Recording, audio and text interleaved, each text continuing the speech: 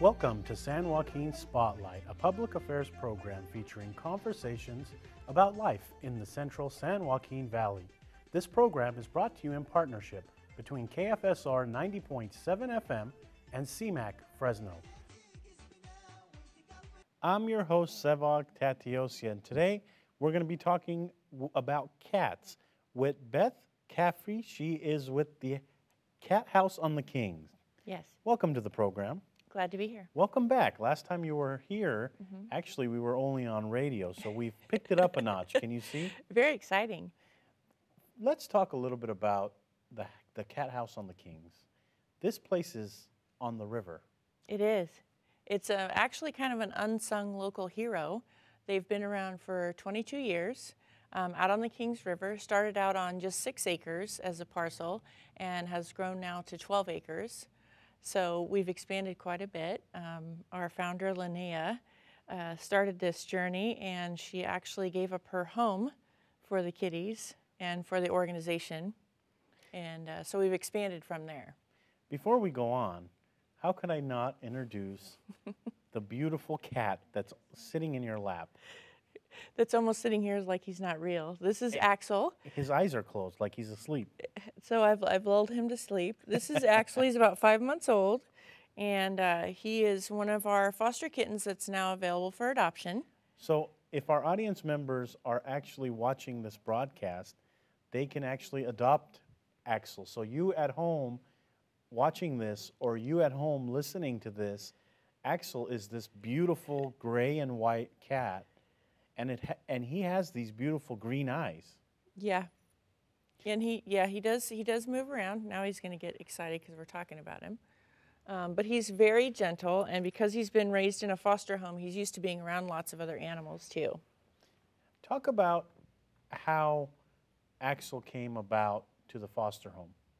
Well, he was a kitten that someone found on a street, which is quite common here in our Central Valley, and they didn't know what to do with him, so they actually worked with the Cat House and the Kings, and they were able to accept him and put him into a foster home. And then he got raised to be large enough, weigh enough to actually get neutered. And he was, after that, well socialized, and then he got put up for adoption. So he's like many of our kitties, found on the streets, didn't know what to do with them. What happens in the foster home? I mean, it's an interesting process because he has been so well behaved. It seems like someone has taught him all this stuff. Well, and that's part of, we have a couple of things that happen with kitties. One is personality. So they can have a more relaxed personality. And then in the foster home, because they do get used to the home routine that they would go into once they get adopted, they're already set up for that. So they're used to using a litter box, for example. They're used to having only certain areas of the home possibly to run around in. They get used to other animals, certainly, usually kitties. A lot of times it's dogs. He was raised with a pit bull, for example. A pit bull? A pit bull who's very sweet, and was used to having him wrap around his legs and was very patient with that. So, and even birds. So foster homes do a great life-saving mission in that they socialize them, they take care of them. Many times they give them medication if needed, but they're raising them so that they can get a good, stable ground before they go into an adoption home. So on the screen now, we're going to put up a flyer. What's coming up? It's our big event that we have every year. It's our autumn open house. We open the doors of the Cat House to the public, where people can come take a tour with our actual founder, Linnea, which is definitely a treat. It's a little bit like a trip to the zoo, so if you have children, bring the whole family, because we actually have nesting egrets and things like that. We have peacocks that had babies out there, so we also have dogs, so it's not just cats. It is like a zoo, peacocks, dogs, and then there's the river right behind you. And the river's right there. It's a fabulous place to relax. So you can go sit by the river. You'll have lots of companions that'll come visit with you, so you'll make friends all the way around. At the open house, we actually also have what we consider the world's best silent auction. So if you're getting ready for the holidays, it's a great way to shop and find some unique items, not just animal related. Some of them are sports related. Some of them are travel packages. So you can come bid on the silent auction. We have food. We have a great DJ. So it's a lot of fun. Sounds like a big party. It is a big party. It's a big party. So do the cats, I have to ask this question, because everybody says cats hate water, but do some cats go swimming? Some of the cats actually do enjoy the water, believe it or not. And especially if the dogs go down and play in the water, the cats are like, well, you can't leave us out. Some of them don't really have any interest in it, but they enjoy watching the river from overhead because they'll hang out in the Where's Waldo trees. So if I was going to come in and adopt Axel or some of his companions, what are some of the things that I should keep in mind? I mean, what I'm thinking is I need to have a budget. I need to have a place for him. Talk about some of that stuff. And that's one of the reasons why the Cat House and the Kings does an application process. We want to make sure that you've thought through the process, that you have a veterinarian, for example, that where you live, if you're renting, that the management accepts animals. So we help you by the application address those questions. It can be anywhere from $120 to $500 a year to feed an animal. Are you prepared for even just that? Then you'll have veterinarian bills, which can be quite expensive. Office visits can be starting, somewhere around $50 and go up from there. So there can be a lot of expenses that go into adopting. We try to reduce a lot of those for you. We do try to have at least 2 sets of vaccines in our kitties and our puppies. They're already spayed and neutered. They've been feline leukemia tested as well. So we also teach you about things like, diseases and infections so that you learn about things that you're going to have to address possibly after you take them home. And, we always hear that cats hate water. Do you give Axel a bath, or how does that work? Yeah, when they need baths, they get baths. We also do get them used to having their nails trimmed. That's one of the things that we do, is that we offer really good support for our adopters. So if you're one of those people that really can't do trimming of your own kitty's nails, you can bring them into us and we'll trim them for you if you've adopted from us. We help you through any questions or problems or concerns that you might have. And we certainly will help educate you if you have questions. If you have never adopted a pet before, we'll help you with introducing them into your home as well. Talk about, do we have an overpopulation problem? I mean, in my neighborhood, we have a ton of cats. I don't know if they have owners. I don't know if they're just stray cats. But in your opinion, do we have an issue? We have a severe overpopulation problem here in the Central Valley. We have a lot of things that make us very wonderful. Obviously, we feed the world.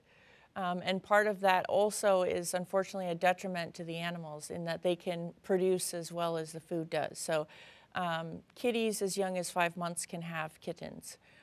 They can have up to 4 litters in 1 year. We don't have freezing weather, so the reproduction cycle here in the Central Valley never stops.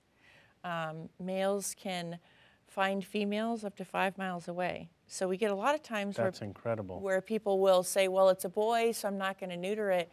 But if you have an unneutered boy, if you think of a 5-mile radius and how many cats that could be unaltered in that radius, then you start to understand the math and why we have such a problem. When I see cats that come to my backyard, to my front yard, or just hang around me, I'll feed them water, sometimes milk. Someone says give them milk, sometimes a piece of ham. Am I doing the right thing? I mean, are those things that cats will eat and drink? Well, milk isn't really good for their stomachs. It can be really hard on them, cow's milk. And that can actually, unfortunately, if they have contracted any infections, can kind of make it a little bit worse. So they definitely have a specific diet that they need, and that's something we can help you with too. And now with the internet, there's lots of great material out there that you can search. And we have a computer inside of our adoption center, so if you can't go online at home, there's resources like the library or coming to our adoption center, so we can help you get those resources that you need. But food-wise, it's really great to give them a balanced diet. They're carnivores, so they do need protein. So they can't typically be vegetarians either. But that's where it's going to be really important to give them the food that's good for them, not table scraps. The stray cats out there, what are they eating? I mean, are they eating vegetables? Are they eating animals? How are they surviving? Because I know that my neighborhood has a few stray cats, and I wonder how the stray cats survive. Well, they're really excellent at finding food sources. So they will go to areas where, like neighborhoods like yours, where there's probably somebody that feeds. They may have, trash that they can get into, and certainly rodents, small animals that they can eat. For street cats, that's something that they can do. They're quite clever at. So they're very resourceful when it comes to survival, and that's the other reason why they can reproduce so well, is because they can find food. They can get into areas you wouldn't expect them to get into. And so a lot of times you'll find kitties that are in trash cans, that kind of thing, or even trying to get up in your car. That's part of the problem, that how they can get hurt. So one time there was a cat about the size of Axel in the area where I have my turtles. There was a small hole. I don't know how it figured out how to get in there. What was that, in your opinion, what was that cat doing in there? I mean, I don't think it's going to eat the turtle, No. but you never know. Well, it's probably looking for a food source. Kitties tend to follow where other animals are at, and so a lot of times they'll go even into areas where it's not necessarily the kind of food they would like, but I would just venture a guess that the kitty was looking for food, and knowing that you feed the turtles, trying to find out if there was something that he or she would like. And what I had done a couple of days before is put out a lot of strawberries. So I don't know if the cat smelled the strawberries or what, but it was a interesting situation. Right. I ended up opening the gate and it jumped out. But is that common? I mean, do you get calls from people saying, hey, there's a cat in my garage? We do. We get a lot of calls at the Cat House and the Kings because there's a lot of confusion over who is going to help them when it comes to cats. Because things have changed here in the Central Valley and who responds. So we do get to do a lot of education over the phone.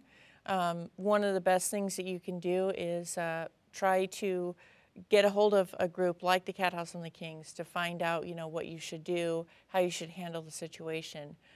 Because what we need to do is spay and neuter all of the cats, whether they're going to be re-released through trap, neuter, release, or have to find a place to go.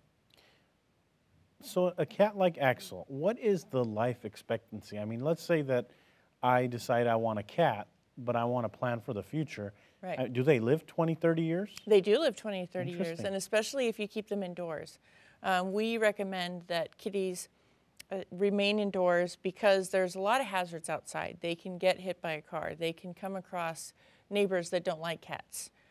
They can be trapped by somebody else and then go, somewhere that you couldn't find them. So there's a lot of hazards that are outside. There's a lot of creative things that you can do, like building catios so that they can be indoor, outdoor, but they still remain safe. Believe it or not, you can train cats to walk on a harness. So there's a lot of things you can do to keep them indoors, keep them happy, and keep them safe. It's kind of a myth that kitties can't be indoors and be happy. You're going the direction I wanted to go next, misconceptions. Right. Everybody seems to have an opinion, and everybody seems to be an expert on cats, in my neighborhood at least. What are some misconceptions people have? Well, one of the biggest misconceptions is that they should have a litter before they're spayed and neutered. That is one of those that's doing the most damage. It actually prevents more cancers, more other diseases if they get spayed and neutered before they have any litters. The other thing that changes in that is that it also helps them bond with humans. Since you haven't been a mom, any moms that are out there, you know what it's like to raise a child, and your attention is then split, so it's different. And so it's really important for kitties to bond with humans so that they can have a good relationship. So that's myth number one that's big. The second myth is that you can't have a happy indoor cat, that to be happy they have to be outside or go outside. Now, there's a lot of cats that have gotten used to being outside, but we can teach you how to change that direction because it is safer for them to be indoors. And there's a lot of things that you can do to enhance their indoor life and give them the same things that they would get if they go outside, like climbing trees. There's indoor cat trees, there's scratching posts, there's a lot of things that can enrich their lives indoors. And the third myth would be is that, kitties don't need any interaction with you, that you can just kind of have them and leave them alone. You do need to take care of them. You do need to take them to a veterinarian. And interacting with them, that's what they want. They want love and attention. They do like their independence time, so they're different than dogs. But again, getting to know them and kind of understanding their behavior can do a lot for your relationship. If you have kids, what advice would you give? And one of the questions is allergies. I mean, there's some people who are allergic to cats. If I have kids and I want to adopt a cat, what are some things I need to look for? Well, first of all, it's really good to understand what your allergies actually are, because a lot of times allergies are misrepresented. They think that they're allergic to animals when it's actually not the animals they're allergic to. The next thing is that if they do truly have animal allergies, there are things that you can do, like there are, shampoos that kind of help reduce the dander. Certainly short hair makes a big difference versus long hair. There are hairless cats as well. There are lots of different breeds that you can look at if you do have an allergy situation. When it comes to kids, we always recommend that for especially young children that you go with an older kitty, because kittens are just like kids. They're learning how to do things. They're learning how to climb. So a lot of times we see, little ones can have injuries because the kitty's trying to climb and learn. And little ones, same thing. They're trying to learn how to hold on to things when the last thing a kitten wants is to be held. So older teenage kitties and older cats are usually what we recommend for families that have younger children, because the cats already have their personality that can be shown, so you can go spend time with them. The kids can too, and you can see what's going to be a good personality fit for the whole entire family. A lot of people work 8 to 5, 9 to 5 working schedule, and they want cats. So Yeah. what should people be cautious of if they're working full-time and are going to adopt a cat? Or, if I come home, do I have to give all of my attention to the cat, or vice versa? No. Well, first of all, cats tend to train us, so they make that really quickly apparent. Cats work really well for people that work long hours because they are independent and they're pretty self-sufficient. If you set them up with all of their needs, their litter, their food, their water, and that's kind of unending while you're gone, then they're kind of all set. Personality, this is where personality and age is really important, because again, if you have a young kitten can get into a lot of trouble if they're left alone. They're explorers, they can get stuck in places, they may want to climb your curtains, so you may not have curtains when you come home. So there's a lot of things that we can talk to you about when it comes to that kind of a fit. A lot of kitties like to sleep during the day. So that's another reason why it's really good for you to adopt if you work long hours. But adult cats are typically a really good fit for that, because again, you get to know the personality ahead of time. So if you have a party animal kind of personality, it's going to be different than kind of a relaxed, like Axel kind of personality that we see here. And you'll get a routine down. When you go home, you'll see that, of course the kitty wants attention, but it doesn't mean necessarily you have to jump up and take them for a walk or be that active if that's not going to fit your lifestyle. Do you have adult cats, and do you have little kittens over at the Cat House on the Kings? We do. One of the reasons why we do adoption specials like the one we have right now is that adults typically are the ones that people don't adopt. They want to adopt the cute, young, tiny kittens because they're so cute, they are very playful, they're very active. And adults can be the same way. So we've got active adults that like to play and jump just like a kitten, but then we also have our mellow yellow adults that just like to relax and will be a warm comfort for you in the wintertime to just sit on your lap. What kind of cat, do we know what kind of cat Axel is? Because, the dog, there's German Shepherds, there's Rottweilers, there's a bunch of different types of dogs.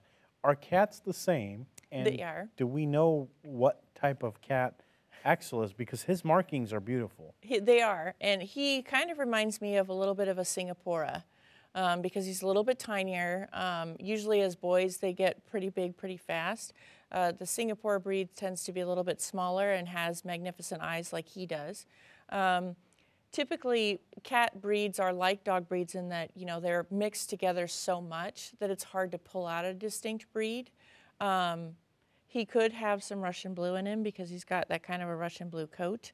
But again, kind of sometimes with kitties like Axel, we have to go with what features stand out the most so that we can figure out what they are. It's really neat to do the same thing that you would do with dogs with cats, though, is to learn more about that breed, because then you'll learn behaviors. A lot of times people want to adopt a Bengal because they look so strikingly beautiful, but they don't realize that they've basically just adopted kind of like a wildcat into their life, and they've got to be prepared for that. And with cats like Axel, I mean, he's doing so well on your lap. Are there times where you need to just let him go and run around? Oh yes, definitely. We have a kitten cam, actually at the Petco Adoption Center. So you can go on our website at thecatHouseandthekings.com, and you can just sit there and watch the kittens that are in one of the rooms. And Axel's one of them currently right now. And he does join in with all the fun and play, runs around and enjoys the toy that somebody's tossing across the room. So he does need that active time, and that's a really good way to keep them fit. One of the other myths is that if you spay and neuter a cat, that it'll just get fat and lazy. And that's very untrue. It's actually how much activity that they have balanced with how much food you feed them. So if you keep them active, you get some fun toys and just play with them even for just a little bit, you're giving them that exercise so that they can burn up that food wisely. With dogs, if you let them outside, sometimes they'll get ticks and fleas. Are we talking about the same thing with cats? I mean, if I have an indoor cat and sometimes I let the cat outside, should I worry that it might bring ticks and fleas, and how do I clean that? Well, typically, kitties definitely are susceptible to fleas. Ticks prefer dogs. They don't typically go after cats, but they will. So if they can't find a host that's their preferred one, they will pick a kitty. And there are some great products that are out now that are, it's just a topical monthly treatment that you put on once a month. And it keeps them free of lots of different kinds of critters, even things like ear mites. So kitties are much more susceptible to ear mites than dogs, and they're very aggravating to their sinus system, and they're easy to pick up. So if your cat goes out once, it can pick up things like fleas or ear mites. And so this topical treatment that you can do once a month is a very easy way to go, keeps them healthy and happy. As I mentioned, my neighborhood has a lot of cats. I don't know if these cats are stray or if they have owners. What can I do to help you or help the cat situation? Well, being good neighbors is the first thing, is getting to know your neighbors. Find out, see if you can, through working with the neighbors that you're friends with, find out if anybody knows if those cats do belong to someone. Because a lot of times if you do have a cat guardian that lets them out, that cat's going to go all over the place and check everything out. So it could be one of those roamers. So first thing is to build a good relationship with your neighbors. The next thing is after you've ruled out the kitties belonging to someone, is to, we always recommend that it's a good thing to check with your local animal control to find out, you know, what their guidelines are, what they are willing to do, or how they can help. And then if you can, work with an organization or a group that does spaying and neutering, because then what we can do is we can catch the kitties, and even if they're spayed and neutered already, it's good to know that information. So you can work with us. We work with another organization called the SNP team that focuses purely on spaying and neutering. And we'll set up teaching you how to get the kitty, and then bringing the kitty in so we can check and see if it's spayed and neutered. And then if it's a kitty that is comfortable in its neighborhood, then you could take it back and re-release it. One time at my work, there was a mother and kittens, and so everybody started bringing food, water. It was a community thing, but then someone said, I have a property in the foothills. I'm going to go take them up in the foothills because I have a ton of cats up there, and he had a rodent problem. Is that wise? I mean, should we be taking 5 or 6 cats up and putting them with 20 other cats? Well, certainly not if they're not spayed and neutered. That's a huge mistake if they're not already spayed and neutered, because now you're adding, even though they may have a feeding source with rodents, you're adding to the problem. And diseases spread quickly amongst large animal colonies. So it's really important to get them spayed or neutered first. Kitties that are not used to the area, to just take them and let them go, it can be highly dangerous to them. In the foothills, we have coyotes and other wild predators, so you may be putting their lives at risk. So doing a careful introduction to a new area would be something that we would recommend. Finding places for cats is very, very difficult. So there are ways to go about doing something like that, but there are a couple steps that need to be taken first. You know, ever since I've known you, you've been working for organizations that help animals. Why do you do what you do? I mean, look, we've been talking here now for about 25 minutes, and you've been petting the cat for 25 minutes. I could tell you love animals. I do. Why do you do what you do? The rewards are big. They give unconditional love. They don't keep tally on your mistakes. So it's a very rewarding relationship, and to be able to share that with other human beings is a huge gift. So it can be very heartbreaking, but the rewards are much outweigh the heartbreak. So we have an event coming up where there's a discount on adoption and there's a tour that people can do. Talk about that event. Our autumn open house is Saturday, November 1st. It's from 10 a.m. to 2 p.m. We highly recommend that you bring your entire family. And to get in, admission is as simple as one donation. Some canned cat food, some bleach, everything you use at home. Your regular things you use at home, believe me, we use that at the cat house. So a simple donation gets you in. You can take one of the many scheduled tours during the day with Linnea, and she'll teach you where a lot of our cats came from. They've come from all over the world.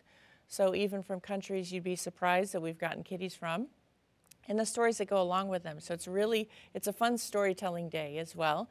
And you can enjoy our silent auction, our music, and our food. So it's a great festival, but it's a really neat treat for the family. So if you like going to the zoo or you like going to places that have animals, this is a great event. Sounds like the Cat House on the Kings is a secret utopia for cats. I mean, really, it's on the water. It is. It's on the water, and the neat thing about it is that it's a no-cage facility. So when we do have kitties that need treatments, they may be housed, but typically the cats have free range. So they have many doors to go in and out of.